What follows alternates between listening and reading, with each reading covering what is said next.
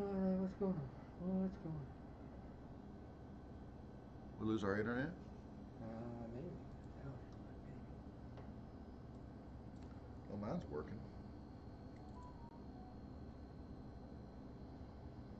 I just got a message saying we're live again.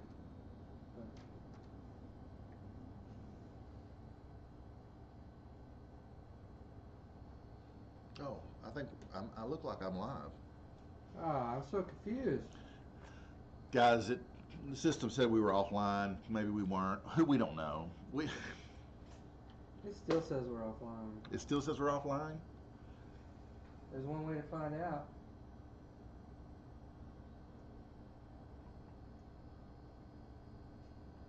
I don't know. This will drive you to drinking. Or driving a hot rod Lincoln. Okay. Yeah, we're online. It says we're off, but we're not. I'm still coughing from our PSA. Yeah. Now let's go to Ashby out and about in London for a closer look at weather conditions there. Plenty of scattered shares in the mix. We'll have full details on that. All the latest traffic to help you avoid those hotspots this Friday morning, plus lots of your photos. Put a bit of smoke. Smug your back.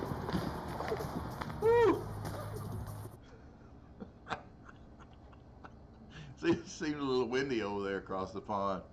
Hey, what did the tree say to the wind? Leave. Close. Leave me alone. And that's your global weather from your Barside Jive meteorologist. Kinda, here at Barside Jive. Our weather was brought to you by our friends over at Monolith Productions. Take it away, Tony.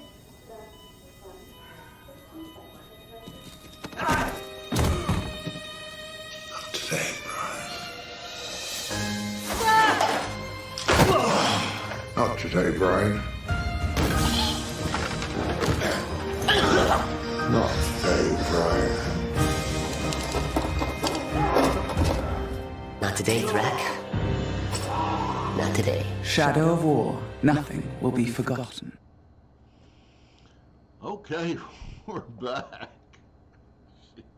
I need a little bell that goes off to let. Anyway, let's take a quick look at traffic, guys. Beep, beep, beep, beep, yeah.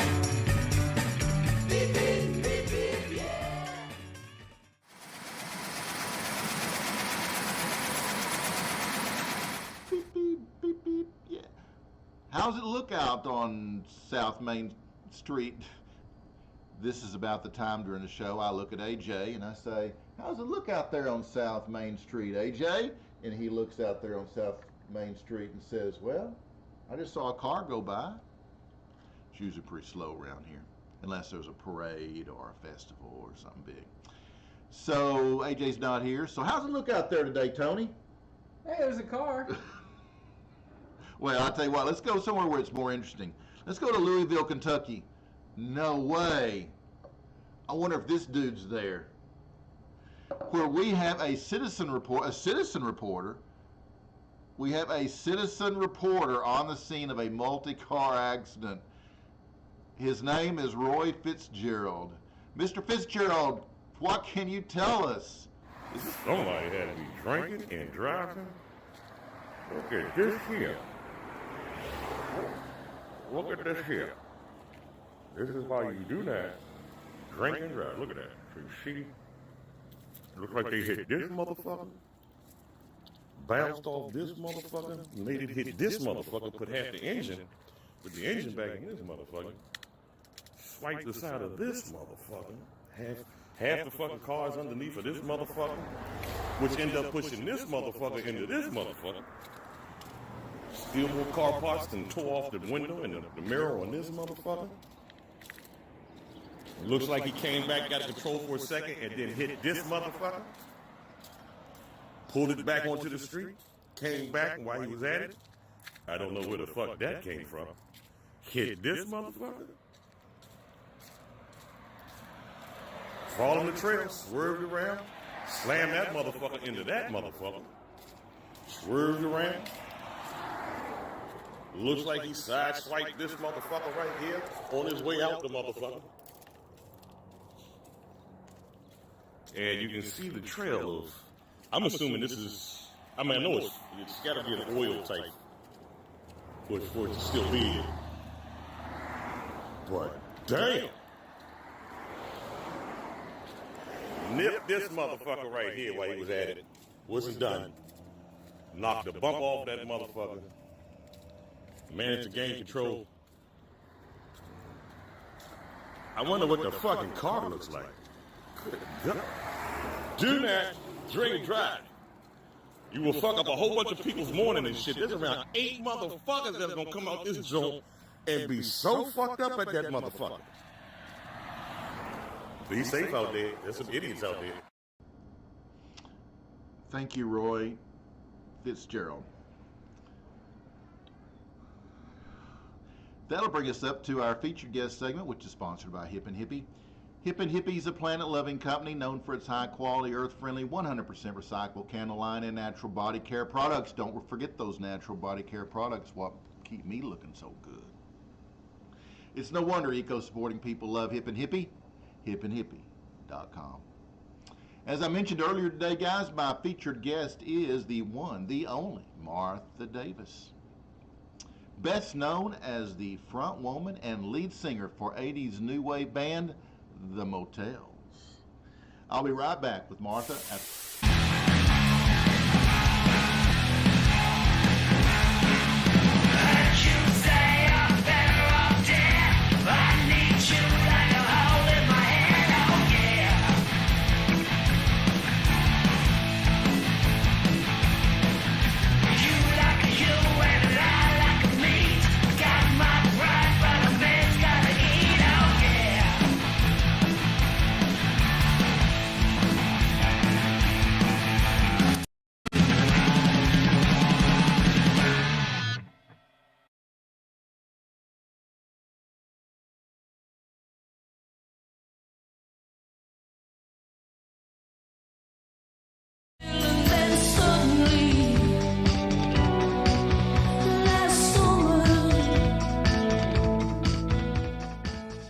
DC,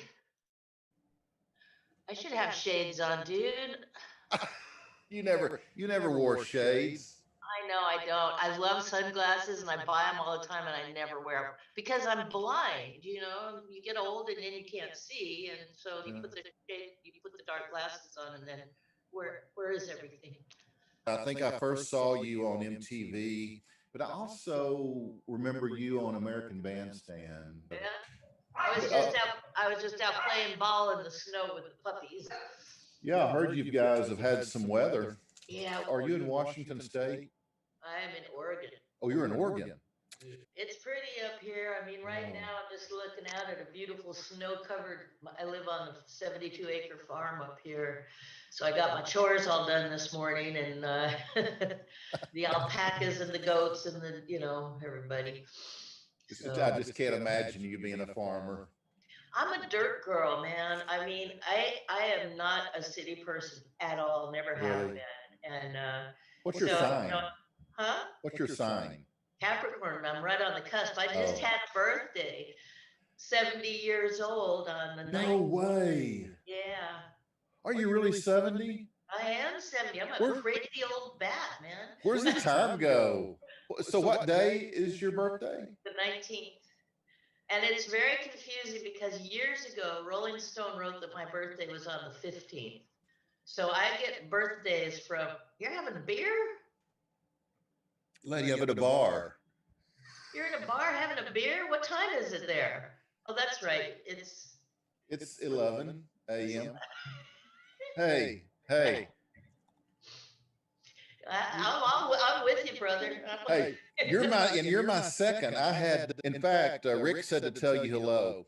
Springfield? No, Rick Lee, 10 years after. Ah. He says you won't know who he is. And I said, well, Rick, everyone knows Rick Lee from 10 years after. I mean, no relation to Alvin Lee, but the same band.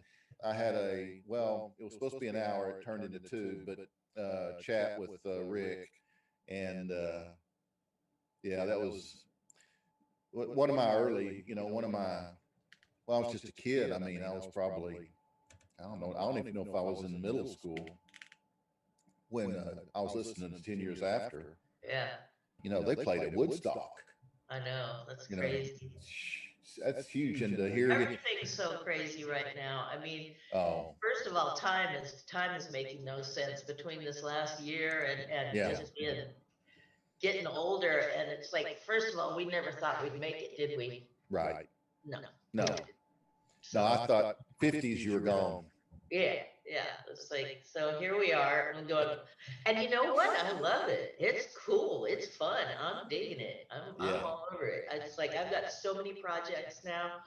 In fact, the beauty of COVID for me is that for the first time in so long, I'm not out on the road. I'm not in an airport every weekend, and all the projects that I've been wanting to get to, I mean, I'm writing a TV show with a friend. I've got a kids project that I'm talking to a publisher about the stories and songs. And then I've got, I just started work on a virtual reality, like musical craziness.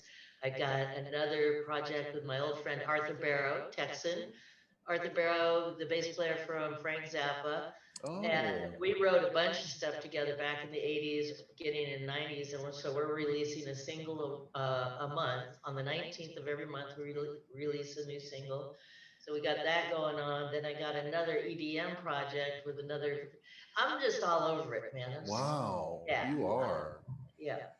I don't even know what I'm doing half the time. I'm just like spinning plates, like, what? Boy, it sure beats the alternative, though, right? Oh yeah, no, I don't like. I got two speeds. I'm either asleep or I'm doing shit. Yeah. Oh yeah.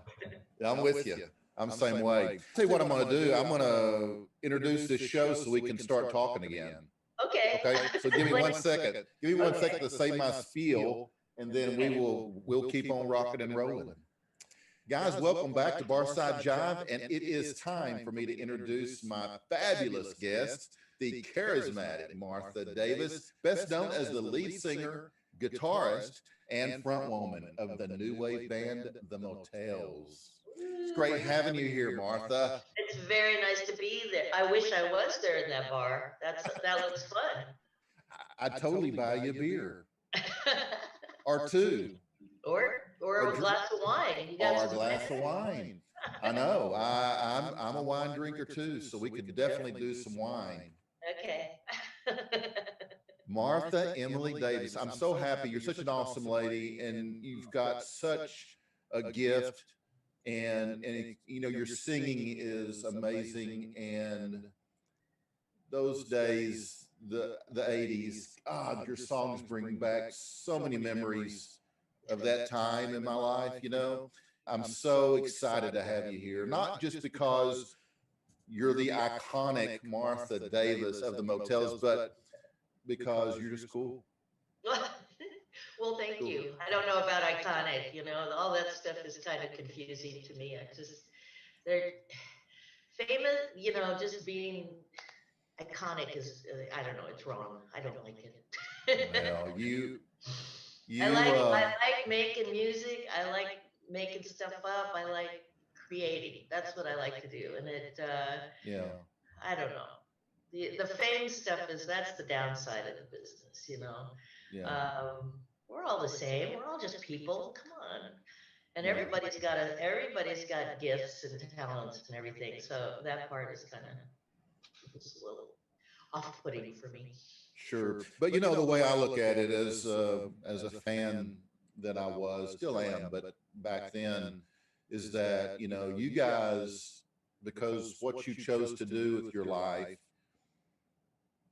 you helped us through the good and the bad and the ugly that came our way. Your songs, your lyrics, your melodies, hell, we appreciate that, because without music, there's nothing. I know. I'm a fangirl too. I mean, there's people that, like, I was so heartbroken when David Bowie died, because he was pretty much the inspiration for me getting into the business in the first place. Really? Yeah. How was that?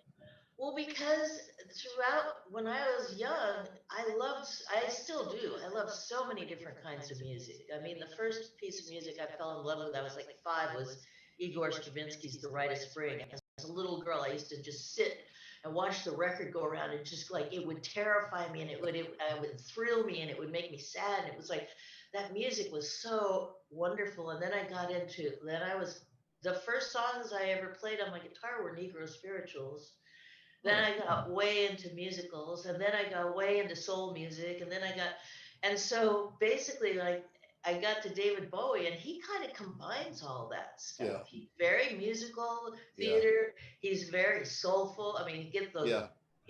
So I mean, I just went, oh my God, yeah, okay. And then next thing you know, I was in trouble. I was in the music business. He was all over the place, wasn't he? Yeah. Yeah, Much, I love that. much like you. I'm all over the place. Yeah. Yep. Yeah. So you were born in Berkeley. Yep. You grew up there as well, right? Till I was 15 and Yeah. ran off to Tampa, Florida to be an Air Force wife. Yeah, that was pretty early in your life that you did that. Yeah, I got pregnant. You what? I got pregnant. Yeah.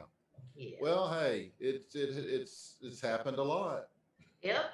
Well, I mean, I don't think I'm the first young person to get a little randy at a young age. No. We all know about that, right? We do, Martha. We do. Exactly. So you grew up in a pretty normal house there in Berkeley. Well, your parents no, were both I in wouldn't call it normal. Well, your parents were both in education and Well, they were both brilliant and wonderful people. Yeah. I mean, they really were, and sadly, they were probably not meant to be together. They created quite a bit of havoc between the two of them. I still remember my father's words echoing out across the room. Jane, have you lost your mind completely? That was my mom. My mom, who was raised as a Presbyterian minister's daughter, who was raised in Ohio, who was very, it was all of that. And she got to Berkeley. She was a brilliant Phi Beta Kappa English major. And she started letting her hair down, and she was a very bohemian woman. I think she, more than anything, wanted to be like Virginia Woolf. She wanted to be a writer. But because the 50s, I was born in 51, you're supposed to be a housewife. You're supposed to wear your cute little dresses, your high heels, and blah blah blah blah blah. And she ended up even in Berkeley. Yeah, even in Berkeley, and she ended up just conforming, but never really conforming. And I think she ended up killing herself in the end. And it's actually her last gift was I discovered a diary that she had left. And then it was right when I was thinking about doing music. I already had 2 kids, and my dad's like, you got to go back to school. You got to take care of these kids. You got to this and that. And I find this diary of my mom's, and I realized that all her life she just wanted to be an artist. She wanted to create and write, and she gave it up. And I think it possibly was what killed her. And I just went, well, I certainly don't want to resent my kids and end up bitter and sad, and and so I'm just going to do it. I'm going to try to be a musician. And the dogs will say, hey, no barking. We're busy. So yeah, it was not a normal house. It really was a lot of chaos. I think that's why I ended up, getting pregnant at 15. I wanted out, so. Yeah. And both my parents died when I was, my dad died my mom died when I was about 20. And then my dad died a couple of years later of the flu, strangely enough. We're going through that again.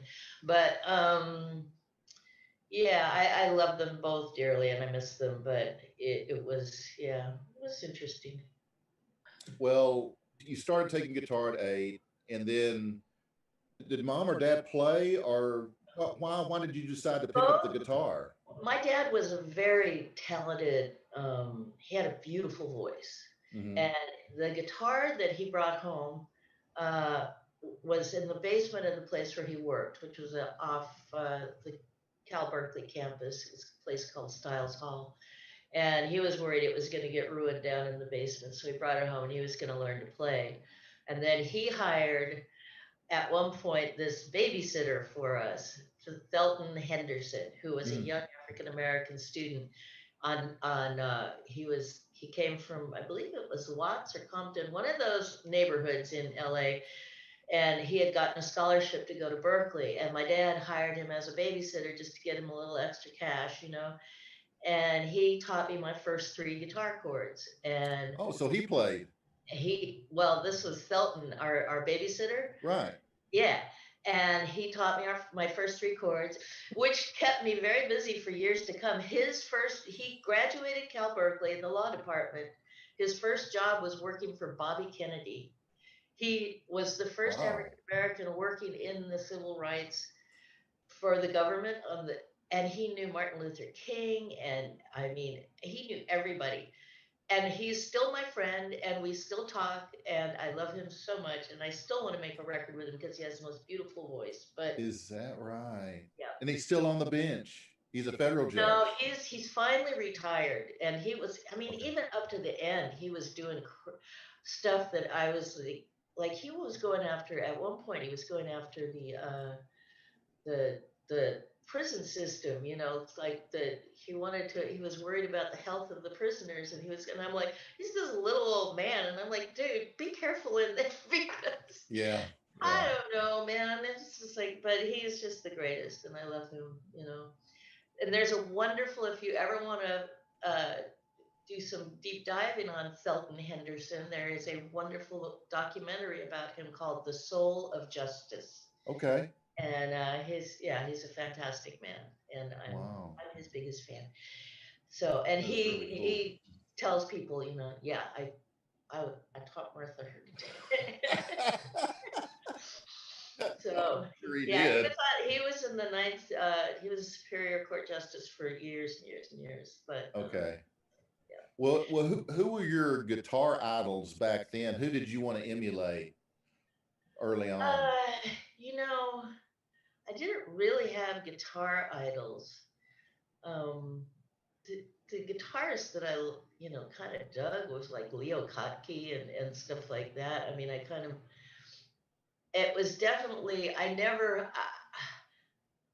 basically sat in my room for hours and hours and just made stuff up. I noodled, and I still don't know, besides A, E, and D, I don't know a lot of, you get up the neck, I have no clue where I am or what the names of the chords are or anything. And yeah, my band's always like, well, what chord is it? And I'm like, I got no idea. I don't know. Because I make up a lot of stuff with just like one finger. And I use like, I just make shit up. Yeah. So, yeah. But it's, it's just something that, in fact, I have a new roommate here at the house, and he has a 9-year-old son, and I was showing him some stuff he has this little guitar, and I was like, okay, check this out. You can take one finger, and you can just like, and you can make and he was like, wow. And I went, yeah. I mean, I spent years, I didn't learn how to bar a chord until I was 18. I have tiny hands. They're tiny. They're little bitty. Right up there with little bitty, eensy weensy tiny hands, huh? Tinies, yeah. Yeah. Yeah. But, wow. So when did you realize you could sing, Martha? I don't know. I still not sure about that. Oh, come on. I mean, I never thought about being a singer. Actually, I'm a writer. I like to write songs. That's what I do. And when I was first doing it, I was like, well, if Bob Dylan can sing his songs, I reckon I can sing mine. Absolutely. Because it's about the story. It's not about still my favorite, Tom Waits, and those are my favorite kind of voices, Yeah. Not necessarily this beautiful. And I was never really drawn to, like, when I went through my folky period, which I did, everybody does, especially if you're from Berkeley in the 60s, but as much as I love Joan Baez, I was more drawn to Buffy St. Marie or Odetta or somebody like that, I'm not I've never, there's not a lot of females that I'm drawn to, it's not, I don't know what I just like to make stuff up. I don't even listen to a lot of music. I listen to NPR every day, and that's, Really? yeah, yeah, NPR. yeah, yeah. That, and then I go out and feed some animals, and so I just like making stuff up. That's my gig. That's where I'm happiest, And it's like Yeah. all of the stuff that, now that, I've been writing songs for so long, I can write songs, pretty much just sit down and write a song like within 15 minutes, Mm. it's just natural to me. I've been doing it so long, and I've Wow. written so many, I've worked on about three different musicals that have never seen the light of day, three or four different musicals, which, when you're writing a musical, you write, like 30 songs, and then you write them over and over and over and over again. As the story changes, you have to change so you get to the point where you're just like, it's like, okay, how do I need to get this point across, and I need to get these lyrics, it's like any other muscle, you get.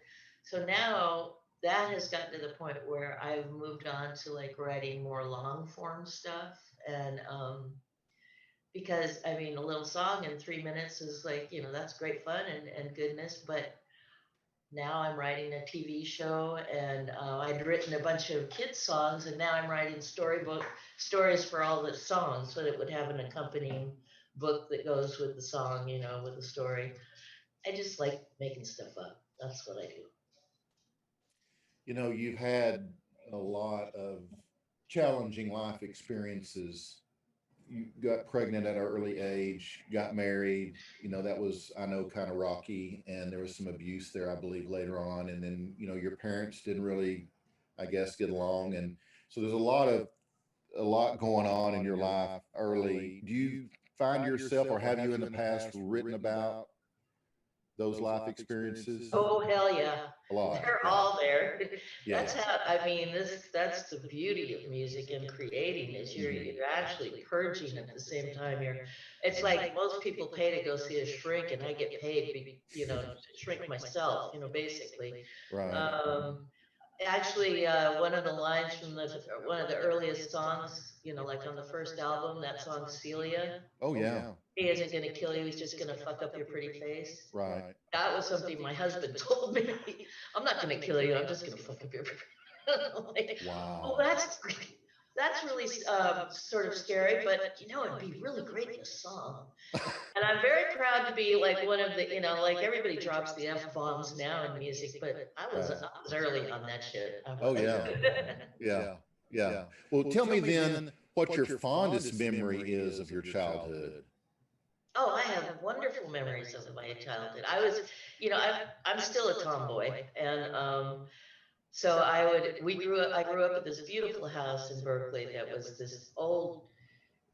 And my dad designed a lot of it. My dad was very, his real art form was his garden, and so he had this beautiful Japanese garden, and we had a creek that ran down the front of the house, the Strawberry Creek that ran off I think it ran down from the Lawrence Radiation Laboratory, so I'm not sure I'm not like radioactive too, but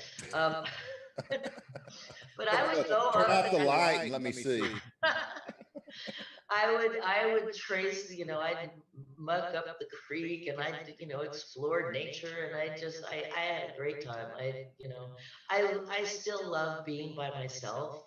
I'm totally like, I self-entertain all the time. I'm not one of those people that, and it's so funny because the life that I have now, like the two things that I never wanted to do when I was little was leave Berkeley, travel, and I didn't like a lot of people. So what is my job? My job is to go traveling from city to city and meet a lot of people. And now I love people, I do, but I also love my solitude. I love coming home to where nobody is. I mean, I'm out in the middle of nowhere. So, I guess I got the best of both worlds, You really are a people person. I mean, you're more of an extrovert than you are an introvert. At least you appear that way. But in early videos and such, I always got the impression you were really shy. Very, More of an very, introvert. very shy, painfully shy. Scared to call a department store to see how late it would be open. Really? Yeah, that's shy. Like Wow. scared. What Yeah. happened? Music. It happened the first gig I ever had. The first gig I ever had, this is really funny. This is full circle. The first gig I ever had was at a place called Project Artaud in San Francisco. The new musical that I'm doing is at Project Artaud. And I'm like, what? That's so funny. I had one gig at this place, and it was on Halloween night, 1971. In San Francisco, there was a naked man painted blue dancing in front of me, and I was terrified because this was this girl that was so scared of everything. But I walked on stage. In fact, I was going to leave. I didn't think I could do it. And then somebody gave me some Southern Comfort or something, and I got a little bit of. But I walked on stage, and I was still terrified. But as soon as I started performing a song, somebody else happened. It was like some other entity came out, and now all of a sudden I'm down on my knees and I'm staring people in the face. And then as soon as the song would stop, I'd revert back to being scared. So it gave me this opportunity to channel all of this stuff in me. And as it kept happening over the years, they just merged, you know. So now that little scared person ain't scared anymore. I think that also happens when you get to be 70 years old. You don't give a fuck. So Yeah. Right. You know, you mentioned San Francisco, you being just across the bay from San Francisco in Berkeley. As a teenager, were you like part of the Haight-Ashbury scene in the 60s? No, you know, I left Berkeley just as acid was happening. Okay. Because I left and went to Florida. In fact, in Florida, they called me a communist because I had bell bottoms, you know? No. Yeah, oh yeah, it was rough, man. It was. I lived right at the end of the Air Force, right off the Air Force base, MacDill Air Force Base, and this is the '60s in Florida. It was not pretty, and I come from Berkeley. My parents had worked for the NAACP before I was born. It was not good. It was. I was terrified. I really was, because the amount of just segregation and hate, and I would have nightmares about the Klan and stuff. It was weird. So yeah, I came back in let's see, I left in 1966. Maria was born. She was 3 months old, and then I came back in '68, and it was like it had already peaked. You know, like the acid had turned into smack. You know, it was like there was still a little flower child stuff going on. You know, free love was still happening, which was pretty fun. But but yeah, it was also People's Park. I actually lived right in back. People's Park Annex was right in back of the apartment where I lived. Oh. And it was, I've seen some crazy shit in my life. I really have. Sure. Yeah. Sure. In fact, you never think about it until some interviewer asks you about it. And I'm like, man, remember that? God. Yeah. Of all the songs that you've written, and we've talked about quite a few, Martha, could you pick out 2 or 3 that kind of represent the message that you want to leave the world? Message I want to leave the world. I don't write those songs very often. The message I want to leave the world, I mean, a lot of the stuff I write is disturbed. Because as I said, you know, I'm actually working out my problems. And so a lot of the stuff is melancholy, or I have this feeling that when you write, you know, basically, if it's a beautiful day and the sun is out and you're in love, you're not sitting down to write a song, right? If it's like pouring rain and you just got a bottle of red and you're just like, oh, woe is me, you're writing a song. Right. So my message is, but you know what? There's a brand new Motels album that as soon as we can ever see each other again, it's called Escape from Planet Earth. And the songs are written. We just can't record it because we can't see each other. But it's beautiful, and I mean, it's a long form. I no longer write, a series of pop songs and put them together on an album. I write, I won't call them rock operas, but it's more of a through story. I don't think you need to write it. People, if you're just going to put out songs, just put out songs. So if you're going to make an album, make it be a cohesive thing. And so I want to have a graphic novel with it, and this and that and the other thing. But that it is a beautiful story and it has a beautiful ending, and it's actually a happy ending. Strange. And that's the kind of the message. It's like life isn't easy. Nature is not kind. She's a demanding mistress. Life hurts. It's going to kick you around. The whole thing is about perseverance and having grace and being kind to people and things. I mean, that's all you have to do. You have to work your ass off, and you should work. Work is great. There is absolutely no free lunch, but there's always dessert. Always. So it's like, that's basically my message, is just please enjoy this beautiful, beautiful gift you've been given, which is life. And yes, it's going to kick your ass. Yes. And every time it does, you learn something. Every time you get your ass kicked, that's when the messages come in. That's when you learn. That's when you get taught. You get schooled is more like. But yeah, I love life. It doesn't matter how many times it will upend me, and it has done that many times. It's glorious, So we'll look forward to the new album. Yes, you will, as soon as we can see each other. Yeah, it's going to be it's a wonderful album. It's really, I can't wait. I'm really thrilled. So is it full of positivity? No, of course not. It's me. It's negative, negative, negative, negative, and then a happy ending. No, it's like life. You go through a lot of hard stuff, but at the end, it can really, it can be beautiful. I think that, probably life is such that, on your deathbed, you're going, oh, I get it. Yeah. I've always said this, that, as we get older, we get wiser. And about the time you get shit figured out, you die. How ironic is that, right? Yeah. But, there's, I'm also a firm believer in just the energy. I mean, I love science, and so, I mean, you can't destroy energy at all. Right. I mean, you just can't. It might change into something else. But, we are definitely beings of energy, and, we're all from the same stardust, and it's just, because I spend so much time on the only magazine I subscribe to is New Scientist.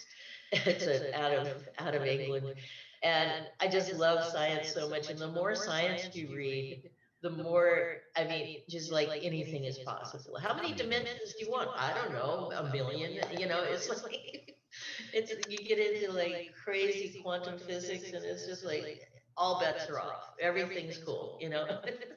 So do you believe in life on other planets?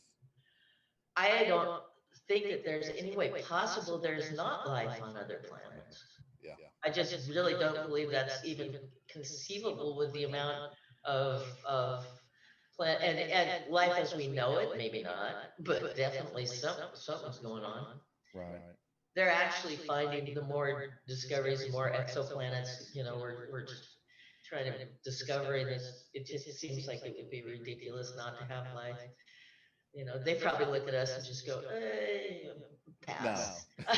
Yeah. Probably so. They need to go back in the oven for a while. Yeah. Yeah. Kind of rewinding here, Martha. The Warfield Foxes. Was that your first band? Yep. That was the band that was playing when the naked man was painted blue dancing in front of me. Yes. Right. Okay. Well, that's what we were called at first, and then we moved down to Los Angeles as the Angels of. We got somehow Dean thought the Warfield Foxes should. We turned into the Angels of Mercy for a few minutes. And I really didn't like that name because I figured we should be like serving soup or giving people blankets. I mean, we should be doing. We're not Angels of Mercy. And we were driving to our first gig, which was at Barney's Beanery. Have you ever heard of Barney's Beanery? It's in LA. It's still going down there. And we were driving down Santa Monica Boulevard, which at that point was where all the motels were. All the motorhomes, and Dean looked up and he goes, "Well, what about motels?" And I went, "Yes." And so we went into the gig, and they said, "Now the Angels of," and I go, "No." He says, "What's your aim?" The motels. So really, that's the way it happened. That's the way it happened. And then when Dean and I were boyfriend and girlfriend, and so apparently. And I don't remember this, but he says, because I ended up with the name. You know, I remember saying, "Look, my face is on all the posters. I think I should have the name." I don't. He says I was in a bubble bath, and I just went, "I want the name," and I smashed my hand down, and the bubbles went everywhere. And then he went, "Okay." You know? I don't remember that, but you know, hey. Well, it sounds good. Yeah, sounds good. It's a good story. Be a good reading the book. Are you going to do an autobiography? Everybody asks me that one. I mean, probably. I really think that those things are. I mean, I feel sometimes like the jerk. You know, you remember the movie The Jerk? Oh yeah. My story. You know how he's just like my story. You know. I don't feel like, you know, it's part of that fame thing. It's just like, it seems kind of ridiculous. Although it does kind of have, I have had an interesting life. I just think it's something for down the road a little bit. I'm too busy, you know, just maybe when I get tired of making other stuff up, I'll do something that I don't have to make up. But I like making stuff up more than. I'm not a reader of biographies. I don't. It's not where, I don't know. It'll probably happen. Good. You know, people learn from other people's Yes, they do. stories, and it's a good thing to pass that information on. Yep. I'm not a journaly person. I mean, at one point I wrote a song about how my songs are my journal. You know, so it's kind of like that's kind of how I keep track of things. But most of the times I write so stream of consciously that I don't even know what I'm writing about until, like, a lot of times it'll take a couple of years and I'll look back and I go, "Oh, I think I know what that was about." That might be an interesting way to write it. Is your songs? Use your songs to tell the story. I think if I did write it, it would be very stream of conscious. I wouldn't write it, you know, like a very. That's yeah. Right. I like to do things different. Yeah. So your album, All for One, gold certified, released in '82, I believe. It featured Only the Lonely and Take the L, and I love, of course, both those songs. But those songs were really helped by MTV. So I guess right time, right place, MTV. Yep. And strangely enough, I really loved doing that stuff. I mean, we were real lucky to get oh God, and I'm just gonna blank on his name. Our first director. Oh God, come on, Martha. Okay, Senior Momo. You love doing the videos? Yeah, and it was really early on the. It was very early on on the video scene. I mean, the unions hadn't gotten involved with them, so it was very much Wild West kind of video making. We did both Take the L and Only Lonely in, I think, 2 days. We shot both videos and for like 60 grand, which is unheard of. And yeah, Russell McKay was our first director on those, and he's a wonderful director. He did a lot of Duran and a lot of, so he was great, and it was really fun. And I guess it's the same as the songs, because I get, it's songs are like dress ups, like when you're putting on your mom's, like you're a little kid, you put on your mom's or dad's shoes, and they're all of a sudden you're a big person. It's like that's what songs are like. You dress up in these various costumes and in these emotions, and the videos just I would have thought I would have been afraid of them, but I wasn't, because I got to be somebody else other than me. Right. So you enjoyed the acting. Yeah. I like being, I think for the longest time I was just uncomfortable being me. And so it was very nice to be able to be somebody else. Right. And then, of course, your fourth studio, gold certified studio album, Little Robbers, you guys had the hit song, what was it, Suddenly Last Summer? Right? Or which of those videos did you enjoy the most? Of the videos, I think I really enjoyed the Russell McKay, like Only Lonely, I think was, and it's funny because Russell was like, he is a very crazy and wild guy, and I loved him. And his concept for the Only Lonely video was, I remember he saying, "What about if we get a giant martini glass, and we'll go to the desert. You'll be in this martini glass." And I went, "Whoa, whoa, whoa, whoa, whoa!" And so I was like, "What if we just, and we kind of collaborate." I kind of had to bring him back, but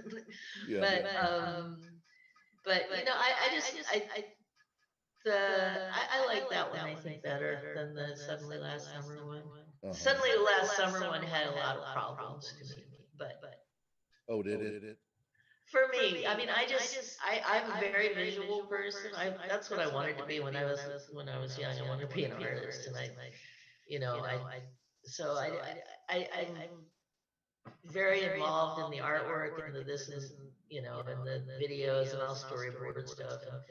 And it just, sometimes you have such a vision of something, and it just, it misses somehow. To me, Suddenly sort of missed, and Only Lonely didn't. Only Lonely hit. So yeah. Great And videos. then I got to work with David Fincher when he was just a young upstart. That was fun. And now he's David Fincher, right? Right. Yeah. Well, he did the Shame video, and the Tell It to the Moon video, and the Don't Tell Me the Time video. We worked together on those ones, so that was fun. Great directors are so wonderful. I mean, it's just you watch them talk, and it's just like they're just like you can literally see the visuals in their mind. It's just great. You had some great stuff, and you guys were all over MTV, as I recall. Yeah, it was lucky. It was a very lucky thing. And there was that, that song, Video Killed the Radio Star. I mean, I think that there's a bit that, that was true with that, which is too bad. I think that all of a sudden we became very obsessed with, what we looked like and this and that and the other thing. Right. But it sure was good for exposure, though. Oh yeah, and now I guess everybody just YouTubes, and that's what you do. Yeah, exactly. Everybody misses the MTV. I mean, I don't play a gig anywhere, and I always go out afterwards and sign and do stuff. And there's not a gig that I do that people don't go, "Why don't they bring back MTV?" I know. People loved it so much. Oh yeah. Well, I still see all the VJs and stuff all the time. do you? not all the time, but I just the last gig I did this last in 2020 was in March. Like March 11th, I left a cruise ship, an 80s cruise ship with Richard Blade, Nita Blackwood, Oh yeah, everybody, so. yeah. You are watching Barside Jive with my guest Martha Davis, best known as the lead singer and frontwoman of the new wave band The Motels. You know, Martha, your songs "Only the Lonely" and "Suddenly Last Summer" bring me back to a really good place in my life in the early '80s. But there was a lot of other songs that you guys did that I loved: "Shame," "Danger," "Total Control," "Take the L," "Celia," "Mission of Mercy." There was a bunch. Which of those songs that you guys recorded had maybe a really cool backstory? I think suddenly last summer, well, Total Control was interesting because I wrote that as a punk rock song when the original guitar player Dean and I had broken up, and I was kind of heartbroken, and I was, how you get heartbroken, then you get angry. So it was like looking counterclockwise, knowing what could happen any moment. Maybe you, maybe even you. Tap, tap, cold, loud, something certain, any moment. So that's what was, and then Jeff Gerard, the newer guitar player, came in and he started just playing that. Boom, boom, boom, boom, boom, boom, boom, boom, boom, boom. So I took those lyrics and put it on top of that, and that's. I think that's why that makes that song so powerful, because you could kind of feel the angst and the anger in it, but so slow and beautiful, So that was an interesting one. That was a good like peanut butter and jelly sort of situation. But suddenly last summer was definitely the weirdest song in terms of it. The gestation on that one went forever, because I remember sitting in the backyard of my house in Berkeley, California. It had to be like, we moved to LA, I think in 75, so it was probably 73, 74, something like that. And I was sitting in the backyard, and it was a beautiful sunny day, and sitting on the lawn, and all of a sudden this wind came up, and it was the cold wind. It was the end of summer, and I felt like autumn. You could feel autumn. It was that first time that you felt that bite in the air, and it was like, summer's almost over. And at the same moment, I heard the ice cream truck, and I went, that's going to be the last time I hear the ice cream truck this year. It was like the end of the season. Right. And I think that, to me, more than anything, that the end of that summer sort of symbolized, like when I got pregnant, the end of this, the innocent, you're not going back to the same place that you left, it's, things are changing. And so that happened in, 73, 74. I moved to LA. I'm down there for years. And then in the 80s, like what it was, 82, 83, something like that. I'm lying in bed and this song wakes me up. Da, da, da, da, da, da, da, da, da. And I know it was, and I would sit down and I write Suddenly Last Summer at 3 in the morning or something, whenever that song woke me up. And I know it's connected to that moment back in Berkeley. And so I mean, that's probably the strangest song that I in terms of how long it took. But it also, and the lyrics once again are like pretty meaningless and yet meaningful, because the stream of consciousness thing is like, it happened one summer, it happened one time, it happened forever for a short time. What are you talking about, lady? This thing makes no sense, but it does. So yeah, I like that one. They say that so many of the songs that came out of the '70s were written by mostly men that were under the influence of drugs and alcohol.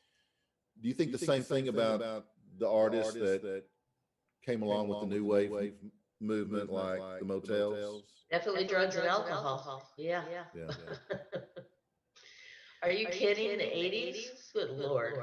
It was everybody was on blow. Everybody. It was crazy. That was the drug of choice. I used to say that, figure out where the CIA is, and that's the drug that's going to be happening. Yeah. Right. But yeah, it was a pretty druggy period. And I think, just by way of, humans, I think, we have, there's a sort of a natural progression of experimentation. And when you're young, when you're 20s, the 20s is like the craziest time because you're supposed to be an adult. You're nowhere near being an adult. You're insane. You're sexually crazy. Everything about you is like, you feel invincible. You'll try anything. And everything is drama when you're 20s. Everything is drama. It's like it's life and death, but you're not going to die. But I don't mean life and death in that sense. But everything is just ultra like important, and this our band's going to go down, and we're going to this, and it's just like. Yeah, okay, whatever. As you get 30s and 40s, you get your sense of humor back. Shit is just not as like urgent as it is when you're in your 20s. But Right. yeah, 20s are hilarious. I mean, it's just like it's a very. I look back at me in the 20s. Like people ask, who'd you hang out with when you were first, what bands, and like. You didn't hang out with other bands. It was all about your band. It was all about your ego and it's just, what a mess. So now it's really fun to hang out with those bands that I never hung out with. Yeah. So do you think drugs and alcohol had a influence on your writing? I used to think that I couldn't write, I had red writing wine and I had white working wine, it's like, I, they do have a different energy, but, I do feel in some ways that I don't need it now, but in some ways there was, to get to that point of the subconscious, to get to where you're not. Now I have a phrase for it when people ask, what would you recommend to young people? It's get the fuck out of your own way. Mm-hmm. Not think about, you don't question, don't allow the stuff to flow through you, because basically you're a conduit. All this stuff is just, it's a mess of what's in your head and everything around you, and it comes through you. You're just a means to this vehicle, and I think all art is like that. I think if you can allow yourself to just be open and let the stuff come through you, and because the most important thing about art is to be honest and to be truthful, or as truthful as you can be, so having a drink sometimes I was amazed to hear that Stephen Sondheim said that he doesn't write anything without a drink. It's like, well, okay, that's pretty nice. I love him, so love him. But I mean, yeah, it's not good to say that you need a crutch, blah blah blah. And at this point, I don't anymore. But I think at one point it helped. Probably like the same way it helped me getting on stage that first time. Now I don't, now I don't need that. But there was a point where I probably wouldn't have gotten on stage if I hadn't had that Southern comfort. Right. Martha, I know your current lineup doesn't include any of the original members other than yourself, of course, but no, there's one. Is there? Oh yeah. Who? Marty Gerard, keyboard and saxophone player. player. Okay. An award-winning author, and also the man that wrote your favorite song, "Take the Yellow Lover and It's Over." Oh, okay. All right. Well, thanks for educating me. Well, now, what about the rest of the guys? What happened to them? They're in various places. Michael Goodrow's the one I keep in touch with the most, and he's in Albuquerque, New Mexico. And I don't know, the rest of them are just sort of floating around. Yeah. I don't really. I'm bad. I'm mad. I don't stay in touch a lot. Yeah. I'm real busy. I know you are. I guess they're not staying in touch with you either. Well, yeah, come to think of it. Yeah, that's a two-way street, right? Exactly. Yeah. And you were like the front. My new band, we've been together longer than any band I've been in. This band is the best band ever, and we love each other so much. And it's 18 years now we've been together. Wow. Yeah. 18? Yeah. It's crazy. I mean, these guys were just babies when I first, Wow. first met them, and they are such amazing musicians. We have such a good time. If you get a if we can ever play a show again, you got to come see this band. Okay. They're amazing, amazing. Is that an invitation? That's an invitation. Okay. All right. Well, I'll be there. You got backstage. It's all happening. Oh man. Well, I'll tell you what. Come to Texas. Okay. Or a surrounding state. I mean, I'll travel. Whereabouts in Texas? Dallas. Dallas. There you go. We were just there, not well, on the last Live Nation tour that we did in beginning of 2020. It was really weird. 2020 was a strange year. But I never worked January, February, and March. Those like that dead of winter. You just were then. Right. We toured January, February, March. Really? So, a lot. Yeah. We were on. And you were in Texas. Yeah. Yeah. And yeah, our Houston gig got canceled because the water main broke or something. I don't know.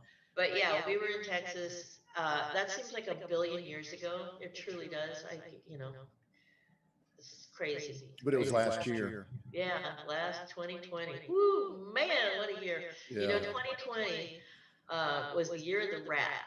And I love Chinese astrology because it's got animals. So it was the year of the rat. And the rat is in Chinese astrology, is the symbol of renewal. So that rat came along, he tore it all down. Oh yeah. We're gonna start over. Yeah. Everything got torn down.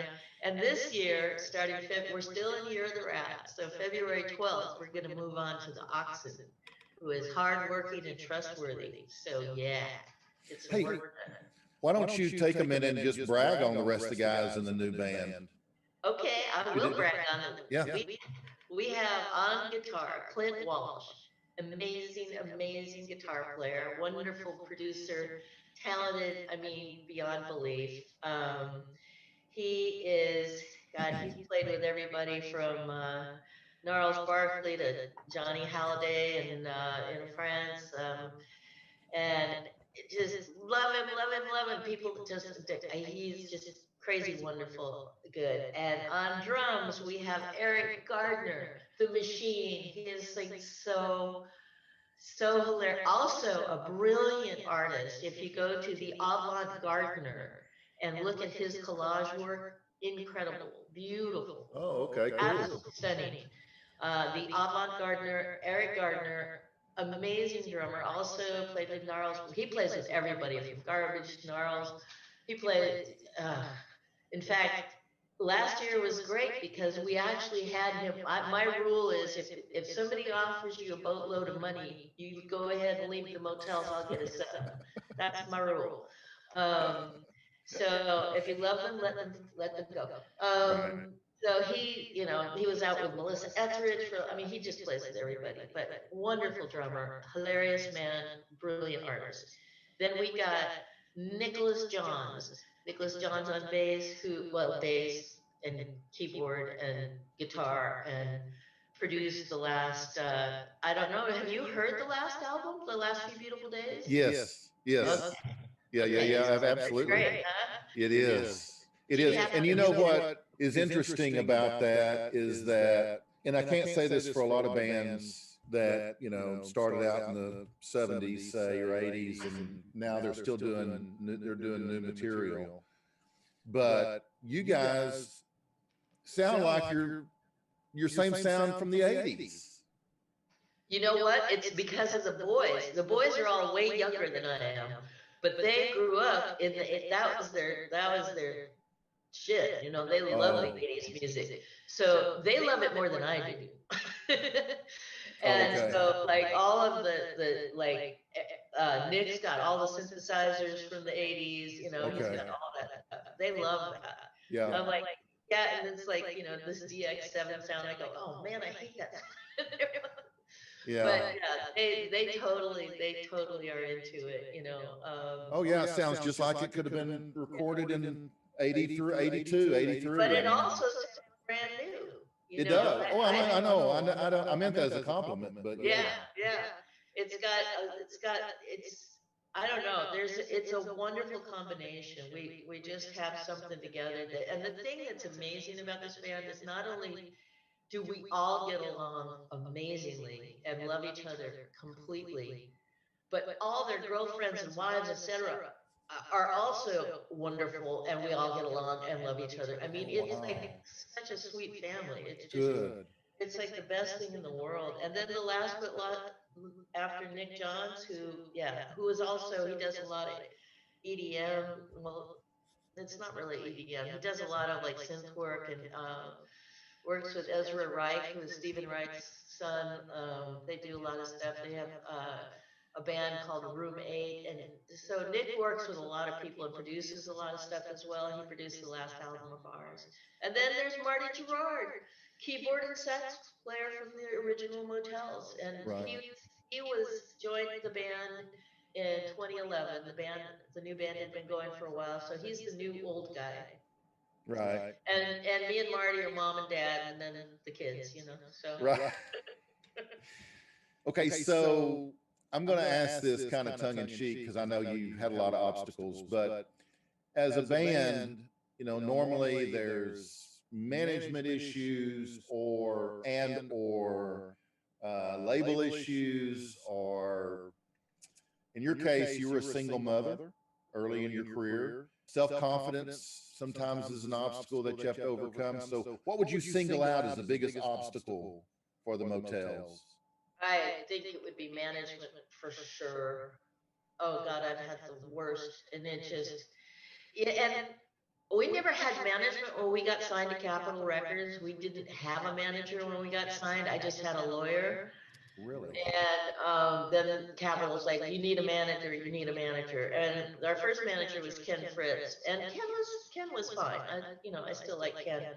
But at some point that didn't work out. Then Val Garay, who was the producer on the All for One and the Little Robbers album, and he somehow got talked me into letting him manage, and that was bad. That was not good. He was just he wanted to be all things. He wanted to direct the videos and be the manager and do the production, and it just got a little megalomaniacal for me.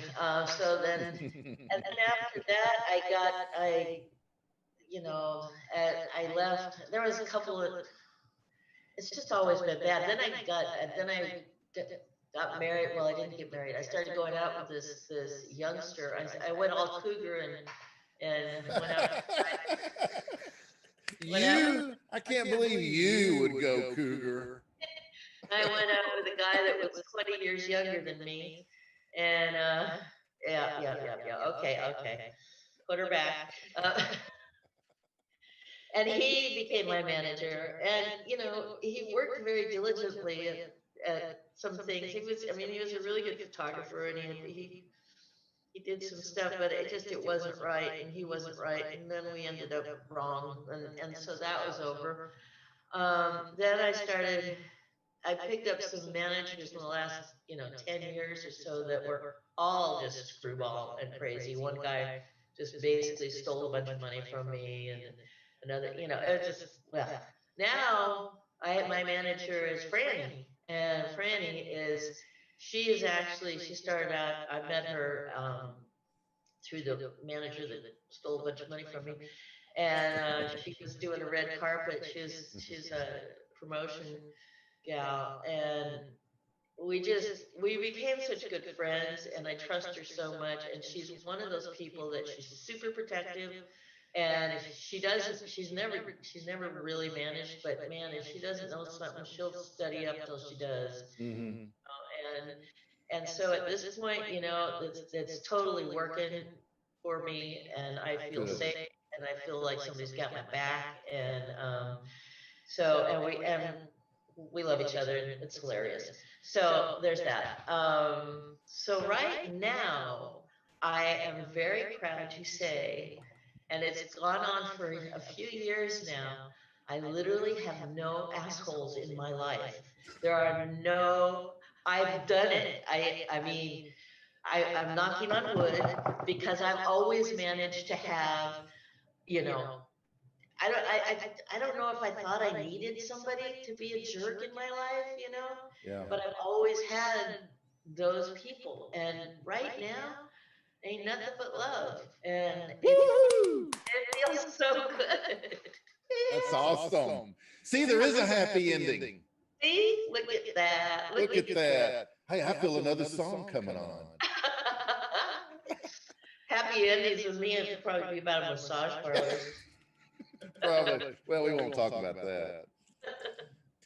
I ask everyone this, and I don't mean it to sound corny, but Are you going to send me to a desert island or I something? know in a champagne glass. So, what advice would you give someone that's just getting started in a music career? You know, it's such a different place nowadays. You know, the thing that I loved about when we started out was like we had to work our tails off. We would go out at night with those posters and a stapler and hit the telephone poles and run from the police, and you know you worked really hard, and you understood that, you know, the value. I mean, you never got paid. Sometimes you got paid in tokens. One time we got paid in a box of steaks, and we all got food poisoning. You know, I mean, you have. I know it sounds horrible that you have to sort of suffer for your craft, but you have to appreciate. You know, when they say paying dues, it's a matter of appreciating. Sometimes I worry about kids nowadays, you know, like America's Got Talent or something like that, where you could come along and instantly be famous, you know, and it's like that's a recipe for disaster. There's the fame and the that's the most dangerous part of this business. And I really, really appreciate the fact that I kind of was going up that road, and then I didn't, you know, had I kept going and getting more famous at the time when I, you know, after Only Lonely and after Suddenly Last Summer, if that had kept going up and up and I'd become a megastar, I'm so glad I didn't. I know that sounds silly, but I'm really glad I didn't, because I probably would have been dead by now. I just, you know, you lose, you know, you're living in a bubble. You're living in a world where you don't pay a bill, you don't understand the value of anything. You're kind of, because everybody takes care of everything for you. And whatever you want, they give you. You know, whether it's drugs or whatever, you know. I mean, we know from the last, you know, few years, you know, from Petty to Michael Jackson to, you know, it's horrible. It's horrible. And so, first of all, just take your time. Well, you're not going to take your time. I take that back. Understand that what you have is, well, the first thing you got to do is make sure that you're doing it for the right reasons. You know, make sure you're doing it because you have something you want to say, not because there's somebody you want to be. It's not about who you want to be. It's about what you want to say. So make sure that that's your first priority. And I think if you follow that and try to avoid the trappings of what it will make you into, because fame is going to make you into something. That, you know, just be aware of that. Be very aware of that. And if you're in it for that, there are people that are just celebrities. You know, there are. And to me, there's two camps. Like there's like Frank Sinatra was an entertainer.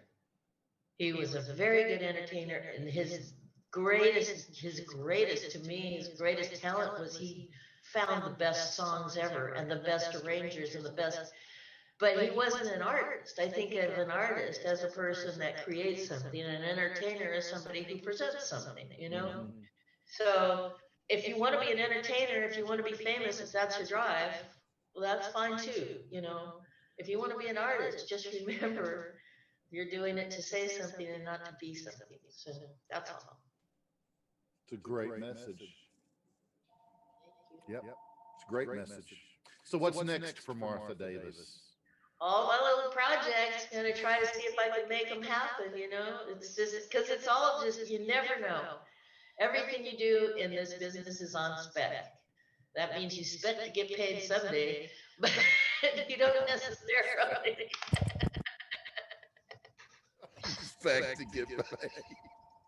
That's Most of hilarious. the time you don't. Most of the time you don't. I can't tell you how much stuff I've done for free and never, or that's cost me, you know, that I've paid for, and you know, it never happens. But it's the only way you can do it, especially nowadays, because there's no companies that are going to come pick up a young artist and say, oh yeah, here's some money for an album. Those days are gone. But thank God it got replaced with your own home recording situation, so you can do it yourself. Yeah, it's just gonna get my projects done, all of them. Hopefully the TV show will get picked up. That'll be fun. We'll get this crazy new musical going. Get the Motels new album, Escape from Planet Earth, done, and get that out. I got my own record company now, Remarkable Records. I only make vinyl. So, do you want vinyl? Oh, and then there's the. Do you have a turntable? You must have a turntable. I have several. Oh, you have several. Okay, good. I'm gonna send you the jazz album. I have my standards album, which I released last year. Oh yeah. Yeah, I have that, and then I have, and I'll send you the last few beautiful days on vinyl too. But Franny will send them to you. You know, the coolest thing about life to me, Martha, is it's been, for all of us, it's been a kind of a quirky path, but throughout my quirky route that I've taken, some by choice, some by accident, I've met the coolest people, and it keeps intersecting with just great people, you know, and it just keeps you going down the road. I know, and that's the thing is like I can't stand to see what's going on right now with the division and with everything that's happening with people today, and how far politics has driven us away. Oh from my gosh, yes, horrible. yes. It's now we got a pandemic we're dealing with. First of all, this I believe people are very. I think people are very superstitious. Yeah. They're superstitious. And I think that the superstition, because there's a part of us that just does that foot back in like the old days. I think we're that every time a century turns over, I think we get nervous about it. You know, like the next 100 years, oh, that's gonna be. Well, this time it was a millennium that flipped over. You know, we went into 2000. Not only did we go into 2000, we went into Y2K. We were going to die on New Year's Eve. Yeah. Remember that? Yeah, yeah, that was huge. Yeah, everybody was getting new computers, and oh my God. It was crazy. And then the next thing we had was 9/11. Yeah. And so we have been, and then the powers that be, and mostly politicians and a lot of the media have jumped on this thing. It's like, you know, it's kind of if it bleeds, it leads kind of situation where, you know, the fear stuff was selling. You know, people were, and so we started getting fed a lot of fear-based nonsense. So we have become so terrified in the last 20 years and when people are just like any other animal. You know, if you freak out a dog or a cat, or you're going to get bit or scratched or something, you know, we have become mean because we're frightened. And I just think we need to calm ourselves down. I wish we could hug each other because that helps the little oxygen. Oh yeah. But I mean, it's been so difficult to watch people drive each other away from each other. I mean, I live out in a very rural area, and there's a lot of Trump supporters up here, and they're my dear neighbors, and I love them completely. Right. And here's the deal, you know, these are not stupid people. These are hardworking, ingenious, wonderful people. Right. This has nothing to do with, you know, because I know that I heard that so much, you know, like, oh, these people are dumb. Nobody's dumb. It's not a matter of dumb. We've sadly been manipulated a lot by media and by no doubt. and it's just not, it's not right. It's just, I have so many theories. I mean, I could go on forever. It's just like, this TV show I'm doing, it has a lot to do with, African American history in this country. And guess what? It wasn't about race. And originally, when this country started, everybody was indentured servants. And blacks and whites worked right next to each other. Right. There was no racial issue.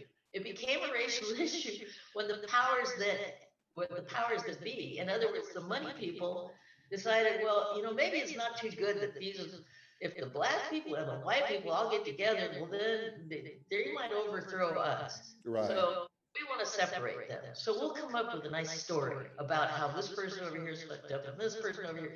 It's just like, and sadly, we get manipulated. I think humans are good people. I think if you see children, nobody's racist. Nope. Babies don't come out racist. This is all taught. Politics is taught. We need to be kind to each other, and we need to give each other solace during this time. And we need to, instead of being frightened, we need to come up with answers and fix things. That's all. Okay, I'm done. No, I'm with you, lady. Right on. I think we'll be better. I think we're gonna get through this and get this pandemic sorted out. And the one thing it has done, and even Trump did, is we've had the scab has been removed from our festering sore, and we need to now heal it. We need to heal. And I think we've got everything. We've got the brains and the power, and we could do it. We just need to have the will, So, but I just believe that everyone should try their best to live in grace and to live with as much love in your hearts as you can possibly muster. Because, like I said, nature, she's not nice. No. It's not easy. This is not easy. It's not supposed to be. Right. So just be cool to each other and try to help each other out. Right, exactly.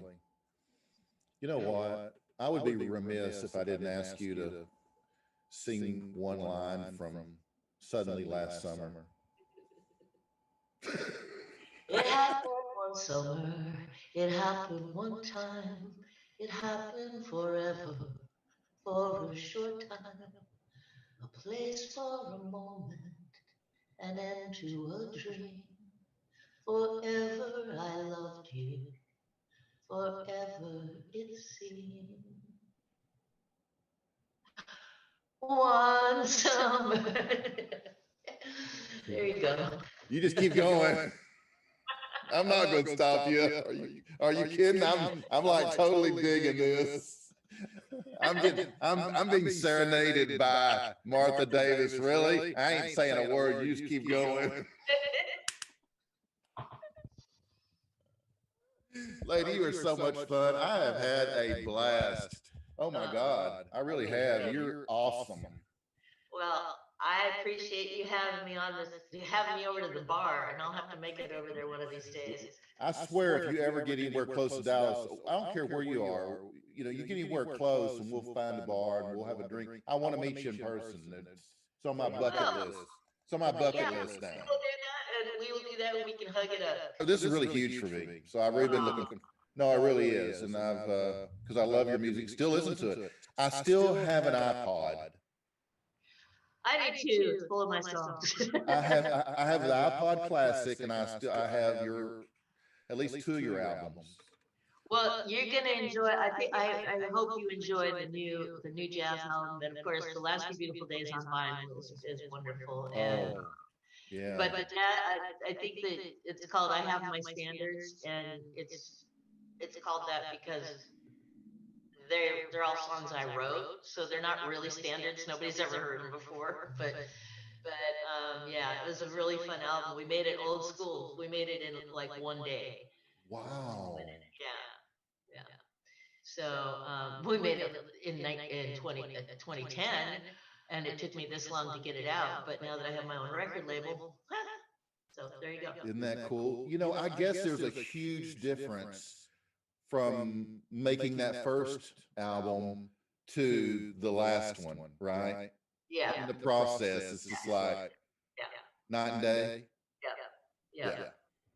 what's really astounding about me is how little I know about my business. It's I'm just not one of those people that likes to clutter my brain with that kind of stuff. Yeah. So that's where Franny comes in. She's good at sorting all that out. But yeah, we have a good pressing plant we work with, and so I'm going to be, yeah, there'll be more records in the making. So, yay! That's awesome. Martha, I want to thank you so much for being on my show today. It's been a blast.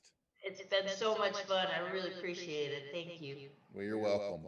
And I wish you and your family and all your farm animals and all the motels happiness and continued success. Thank you. And the same to you, to all of us. Guys, you can follow the Motels by going to their website at themotels.com. Also, you can go wherever you buy your music and get some of the Motels. I'll have links in the description below, so all you have to do is click, and I'll make it just that easy for you. Guys, I appreciate you hanging out with Martha and I today, and please like and share this video, and then click subscribe to my YouTube channel. It's free, and then click that tiny bell to receive notifications when I post something new. That will wrap this episode of Barside Jive, and until next time, peace, love, and rock and roll.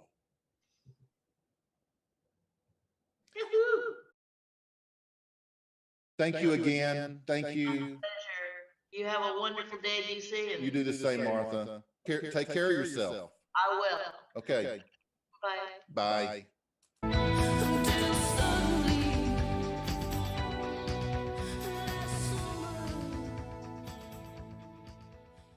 Barside Jive shall not be responsible for any incorrect or inaccurate information caused by this broadcast. Barside Jive does assume, however, all responsibility for the satirical nature of its content and for the occasional fictional nature of its content.